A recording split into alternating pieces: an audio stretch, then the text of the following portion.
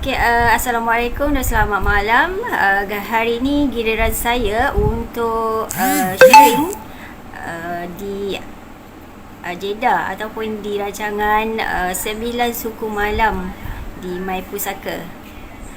Okey, saya perkenalkan diri saya dahulu. Nama saya Hartini, seorang accountant by profession. Tapi saya dah bersama dengan My Pusaka sebagai perunding pewarisan Islam. Jadi malam ini tajuk yang akan saya sampaikan adalah berkenaan faraid dan juga kesedaran masyarakat berkenaan dengan faraid di Malaysia lah. Seperti yang kita tahu ataupun anda tak tahu lagi, harta beku di Malaysia ni dah terlampau banyak dah. Dah banyak statistik yang dikeluarkan dan bukan setakat million, dah berbilion sebenarnya. Jadi malam ini saya akan kongsikan sedikit berkenaan kisah yang pernah saya uruskan bersama dengan My Pusaka. Saya terus saja pada kisah tersebut di mana rakan saya ini merupakan adik kepada arwah, maksudnya arwah yang telah meninggal dunia, seorang wanita, di mana wanita tersebut adalah seorang janda dan beliau tiada anak dan ibu bapanya pun telah pun meninggal dunia. Jadi adik-beradik ini yang dirasakan perlu untuk menguruskan harta si arwah tadi. Jadi apabila si Balu tadi, janda itu meninggal dunia, beliau meninggalkan sebuah rumah pangsa di KL. Mengikut kata-kata warisnya, rumah itu dibeli dengan cara cash lah, maksudnya dah habis bayar semua. Dan juga ada juga simpanan di ASB. So macam mana, apa yang terjadi adalah untuk simpanan di ASB tu tak ada masalah, sebab dia ada buku simpanan buku ASB tu kan. Jadi yang rumah tu kita ada sedikit ni lah, bukan keraguan lah, nak semak sama ada harta tersebut dah jelas milik arwah ataupun belum. Jadi kalau mengikut adik-beradik tadi, rumah tersebut adalah dipunyai oleh kakak beliau dan kemungkinan adalah satu penama. Jadi mereka pun carilah dokumen-dokumen yang perlu, tetapi mereka hanya berjumpa dengan SMP. Jadi SMP ni bukanlah dokumen yang jelas, sebab SMP ni bukan lagi kepunyaan kita, itu adalah agreement jual beli sahaja. Jadi mereka pun berjumpa dengan dengan saya untuk mengetahui dengan lebih lanjut lah bagaimana nak uruskan harta arwah tadi. Kerana sebelum meninggal, arwah pernah berpesan pada adik-beradiknya supaya rumah itu dijual dan disedekahkan hasil jualan tersebut. So apabila My Pusaka menguruskannya, perkara pertama, walaupun ianya sebuah rumah pangsa ke, sebuah rumah banglo ke, rumah teres ke, prosedur dia adalah sama. Kita perlu dapatkan dokumen yang jelas, iaitu dokumen geran. Sebab tadi dia kata telah dijelaskan semua bayaran belian rumah tersebut. Jadi pengesahan yang disyari akhirnya berjumpa dan tim My Pusaka telah mendapatkan geran tersebut. Dan surprisingly, apa yang My Pusaka jumpa adalah geran tersebut, rumah tersebut masih lagi di atas nama developer. So maksudnya walaupun setelah sekian lama arwah duduk kat rumah tersebut dah berpuluh tahun, tapi pemilikan masih lagi belum atas nama beliau. Yang inilah sering terjadi permasalahan apabila dokumentasi lengkap yang sepatutnya adalah milik kita masih tidak ditukarkan namanya. Okey. Oleh itu,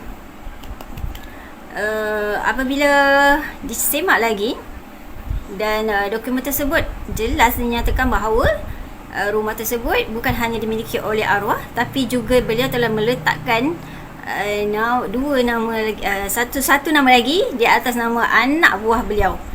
So jadi timbul juga keraguan di kalangan waris, macam mana kakak arwah ni tadi boleh beli nama dan letak nama anak buah beliau. So kita pun bila dekat situ pun waris-waris semua dah macam di dalam keraguan lah bagaimana boleh terjadi sebegini.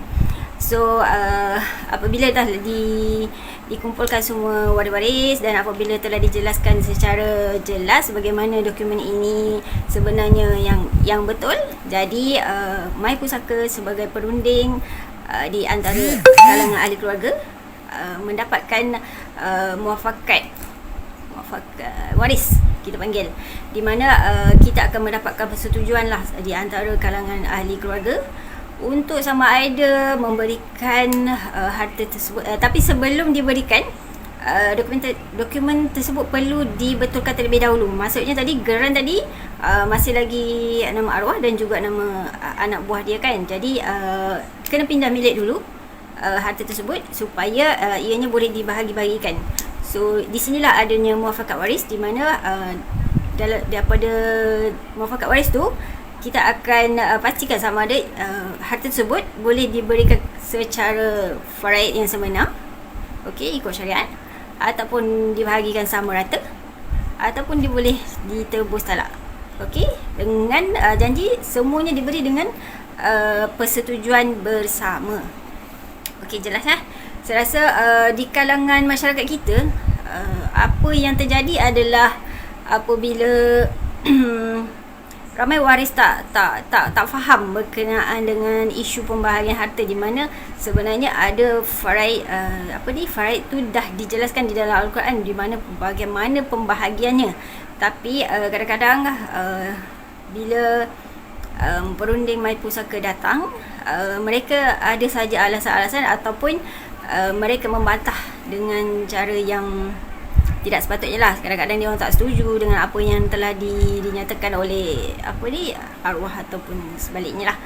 Jadi saya sebagai perunding My Pusaka ingin mengajak anda semua di luar sana supaya membuat hibah ataupun hibah harta ataupun wasiat sewaktu anda masih hidup. Kerana apabila kita masih hidup, kita tahu dekat mana kita punya dokumentasi rumah, kereta, motor ataupun juga tanah. Okey, yang paling penting sekali adalah rumah kita sendiri ni, rumah yang kita duduk ni dengan anak-anak kita. Tanya dekat suami kita, bang, rumah ni sebenarnya nama siapa? Nama kita berdua ke? Nama abang sendiri ke? Nama bertiga ke? So kita tak tahu.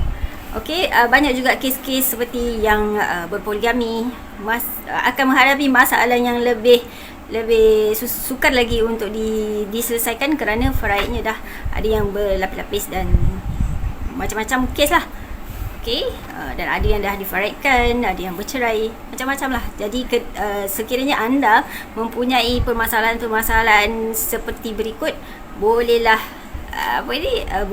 berjumpa dengan salah seorang perunding kami yang sentiasa akan membantu anda. Okey, sebagai seorang perunding juga, dan profesi saya sebagai seorang accountant, di mana saya sering juga berjumpa dengan business owner, di mana sebenarnya bukan sahajalah harta individu, harta keluarga kita, tapi juga harta perniagaan sebenarnya merupakan satu lagi permasalahan yang sering dilupakan. Sepatutnya apabila seseorang mempunyai perniagaan, the strategic planning of the company adalah exit exit plan.